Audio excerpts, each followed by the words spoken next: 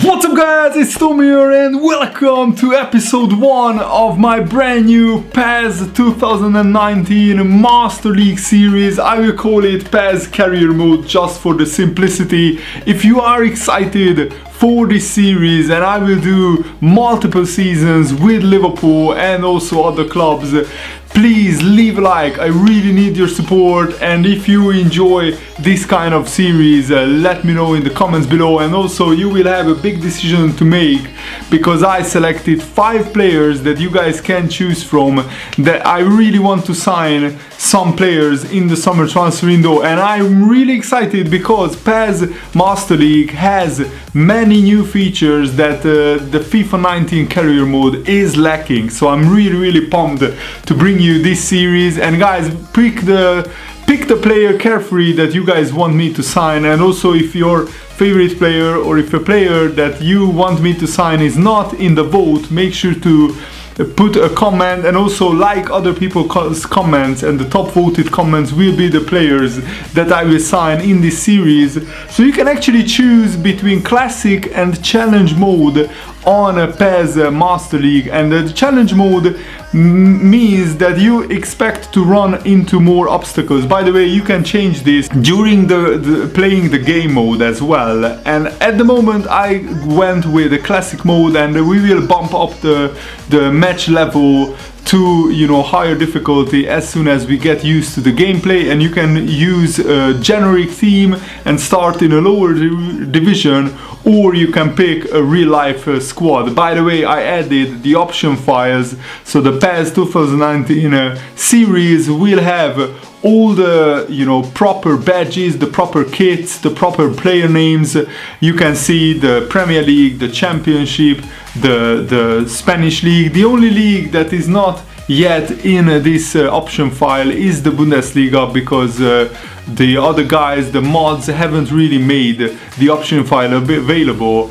So one of the new features that I really like is this challenge mode, and I will definitely try this out during the Liverpool career mode. Another one is that you can customize your manager, you can customize how you look in game, and also there are more cutscenes with your manager than on FIFA 19 career mode. So I'm really pumped for this. I'm just showing you different manager faces that you can pick, and also the training is very different from FIFA 19 or even FIFA 18. So this is the look that I went with. It has the beard that I have, and I added some just cool, you know, custom hairstyle. I really hope that you dig that look. And here is me being on the first press conference for the new Liverpool manager job, and oh my goodness, you joined Liverpool as their manager. A dream come true. I have been a boyhood Liverpool fan. You guys know that I've been supporting this club for more than 19 years now, and I'm just really looking forward to, you know, seeing what we can do with Liverpool. And you know, we have some very interesting pre-season fixtures. River Plate, Benfica and Valencia, and you can see on the screen me giving my first official interview to the in-house television station. And the first player that I'm looking for is Ojo. By the way, I transferred all the players that were on loan for Liverpool. I transferred them back into the squad, because with these, you know, I downloaded the latest squads as well before I started the career mode. So all the transfers are accurate, but I couldn't really, you know, I wasn't sure whether, for example, Ejario and Kent, who are on loan at Rangers, I wasn't sure that they are in the Rangers squad properly, or do I have to transfer them back to Liverpool? So what I did is I transferred all the loan players that I could find in the game back to Liverpool, and we will be loaning them out properly. And the first player that I'm going for is Ojo, who at the moment is, you know, for some reason on the free agent. So I'm offering him a 3-year contract, and you have to wait a couple of days until you get a message back from them. And I really want to sign Nabil Fekir. What is also different to FIFA 19 or FIFA 18 career mode is there is a bar indicating what chance you have of signing a player that you are bidding for. So for example, Fekir, it's not realistic, but he has the lowest chance of signing for Liverpool. And as you can see, even if I bump up the transfer fee to close to 30 million pounds, his chances of signing is 45 million. So you can see on the screen that I'm trying to do everything to bump up the chance of signing for negotiations with Fekir, but I don't think the 45% chances of signing me signing Nabil Fekir is very low. Normally you need about 70 to 80% to be almost sure of being a very high chance of signing a player. So I'm not sure if we will be able to actually sign Nabil Fekir in this transfer window. But I'm a huge fan of Nabil Fekir, and you know that Liverpool were this close to signing Fekir in real life, and I'm just trying at the moment. I bumped up his appearance bonus, his goal and win bonus, and I bumped down the contract length. I tried to pick a player to trade, but I couldn't really, because they weren't really interested in any of my players. And I actually really like it that you can see how much of a chance you have if you offer this kind of contract or this kind of length of deal, and the player is actually saying how much of a chance he will have of joining you, or a club is saying how much of a chance you have of them accepting your deal. So at the moment I'm looking for 15 to 26-year-old players who are between 77 and 86 rated. I didn't really want to go that much higher, and I actually found some real gems. One of them that I transfer listed, that I put on my shortlist, is Julian Draxler, who has actually a 3 out of 5 chance, which is a pretty good chance to sign for us. That means that we don't really have to pay over the odds for Draxler. Thomas Lemar is another player that I would be interested in signing. I know that wouldn't be very realistic because Lemar just joined Atletico Madrid, but you know that Liverpool have been interested in Thomas Lemar. And we actually have 2 free agents. Yannick Carrasco is a free agent. He's 83 rated. He's worth about 20 million pounds, and we could get him for a free transfer. And Anderson Talisca, we have a 5 out of 5 chance of signing him, which means that even if I offer Anderson Talisca a low contract, he will sign for us because he is desperate to join Liverpool, and he is also a free agent. So signing Anderson Talisca would make the most sense in this career mode, because he would be very cheap, and even if he doesn't work out, we could sell him for about 15 to 20 million pounds. I'm just looking through all the other players. I sorted the players in terms of their rating, so the highest rating players were on the top. So these are the players that I selected at the moment on my short list. Leon Bailey is another player that I'm a huge fan of, but he also is a 1 out of 5 chance of signing for Liverpool, which means that we have to pay an incredible amount of money to sign, Leon Bailey, and then he might even not accept a contract. On the other hand, Talisca, Ojo, and Yannick Carrasco would be probably my 3 signings that I would make, because both Carrasco and Talisca and Ojo as well, they are 3 players that would cost us absolutely nothing in terms of the transfer budget, because they are all free agents. However, Draxler and Thomas Lemar are also players that would want to come to Liverpool. They have a 3 out of 5 chance of signing for Liverpool, and I would really love to have them in the squad. Bailey and Fekir, I will probably take a look at them later in this series, and here are the market values of the players. So I was wrong, Carrasco is only worth 13 million, Talisca is also worth 13 million, but they would cost absolutely nothing.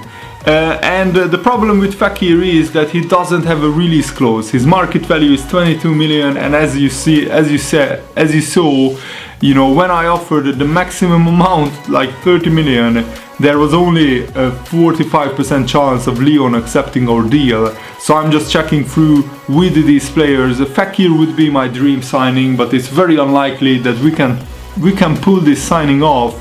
So let me know, should I just beef up the squad with Carrasco, Talisca and Ojo? I will definitely sign Ojo because in real life he is at Liverpool. I'm not sure why he wasn't on the Reims roster. I checked and he was in the free agents. And this is now very important. The training is so much better than on FIFA 18 or even FIFA 19 because you can train all your squad and all of your youth team even all at once. You can actually train individually every single player in your squad, even the youth academy players. These are the youth academy players, and I can assign different training methods to all the different players in the youth academy squad, even before promoting them to the first team. You know that on FIFA 18 or FIFA 17 you can only train 5 slots. You have 5 training slots. On PES 2019 you can assign different trainings to every single player in the squad, which I think is brilliant, and that's how it should be on FIFA 19 as well. And here I'm selecting my scouting options. So the first scout will be scouting England. I didn't really specify a position. You can of course tell your scout to, for example, look for a striker or look for a goalkeeper or look for a right winger. And I sent my second scout to Scotland, and I'm looking mainly to scout young players. So I'm putting still developing because I think our first team is really strong. We might I just really want to find maybe some hidden young gems. And actually, for the third scout, I discovered that you can scout the whole Europe. So that means that all the clubs in Europe will be in the scout report. And I'm really hoping that we can find some hidden gems. Another very important thing to do when you start a career mode or a master league in this case is, I put all the senior players that I don't want to sell. You can put refuse all offers at the transfer policy, and I only decided to put on the loan list, for example, Dominic Solanke. I put Mignolet on the transfer list because what I want is I want to sell Mignolet because I think Mignolet will leave Liverpool in real life in 1 or 2 seasons, and I want to bring in a youth academy goalkeeper or a young goalkeeper that I will find during my scouting trips. And also every player that is like 75 or 74 rated or below that, I'm putting them on the loan list. So for example, Brewster, Dominic Solanke, Lazar Markovic, I'm putting him on the transfer list because I think Lazar Markovic has no future in the Liverpool squad. And I also put Origi on the transfer list. I don't really want to necessarily sell Origi, but I want to see what kind of offers we get for him. And of course I can refuse all kind of offers, but if we get a crazy good offer for Origi, maybe like 50% more than his market value, then I will consider selling him. But at the moment I want to keep the squad as it is, just loan out the young players like Woodburn, Ajaria, Ryan Kent, other players. And now let's take a look at the fixtures, and in the next episode I will start the pre-season tournament, and I will mainly tinker with formations and the different players. I will try to use the reserve players as much as possible. So we start off with Huddersfield and Newcastle United. The Premier League campaign starts with 2 quite winnable home games, and then we have Crystal Palace third game. And what the big question is, guys, what kind of formation should I pick? What kind of formation do you want to see? I think I will use the 3 or maybe even more pre-season games to try out different formations, because I haven't played the PES actually for more than a year. I used to play it on the PES 2017.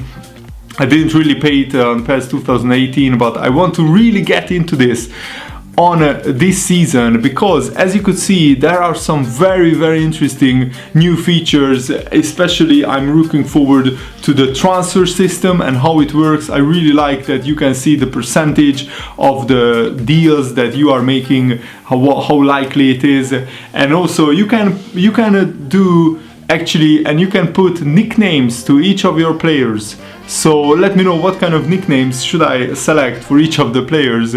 And now let's see the youth training. So as you can see, this is my youth academy. I will probably set their trainings in the next episode, but I wanted to set the first team's training and what kind of training you can do. And if you sign different profiles of players, that boosts different parts of your club as well, which we will look at in the next episode. But as you can see, I'm looking, for example, to make Shaqiri's finishing better, because I think the one attribute that Shaqiri is lacking is finishing. And he has 72 finishing at the moment, and I'm just looking through the different training seconds. You look how many different training settings you can apply to just one player. And I'm looking for a training setting that improves his finishing and also many other of his attributes. And depending on how many arrows are next to a player's attribute, that means how much it will improve during the season if you set his training method at that. So for example, James Milner, I want to train him in a different way than how the game already sets up his training, and I selected a box-to-box training for James Milner. And usually, the box-to-box players are Naby Keita, Wijnaldum, James Milner, and maybe Henderson as well. I think Henderson has the Anchorman training method, and I wanted to also change the training of Joe Gomez. Even though Joe Gomez is listed as a right back on this game, you know that in real life Joe Gomez is now playing centre back at Liverpool, and I want to train Joe Gomez to be a centre back. So I will put a centre back training setting on Joe Gomez, which will boost his attributes that are best suited to be a centre back in the team. So I'm changing here James Milner's training settings, and I'm thinking about which is the best for him. And maybe I want to train up his finishing, which is only 68. He's already great in terms of his running, his passing, his stamina is out of this world. And here is Joe Gomez. As you can see, he's rated as a right back in the game. But I thought, let's put the Destroyer training setting on Joe Gomez, which is the same for most of the centre backs at the club. So Dejan Lovren, I think Van Dijk and Matip also has the Destroyer training setting.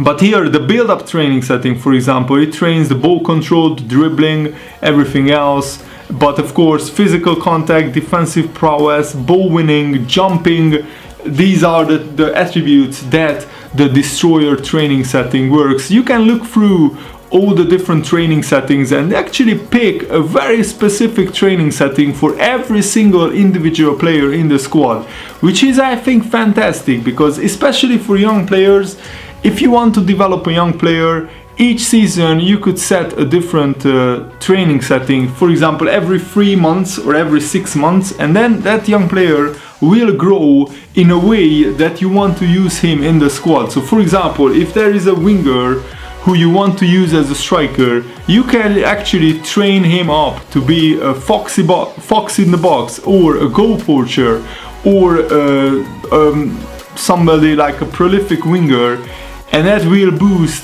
certain attributes which will make him the best striker in your squad in the next 5 years, which I really love. And I think this is what FIFA 19 training should look like. So thanks for watching, guys. I really hope that you guys enjoyed this first episode. In the next episode there will be a gameplay as well, so stay tuned. See you later. Like the video if you enjoyed it. Goodbye.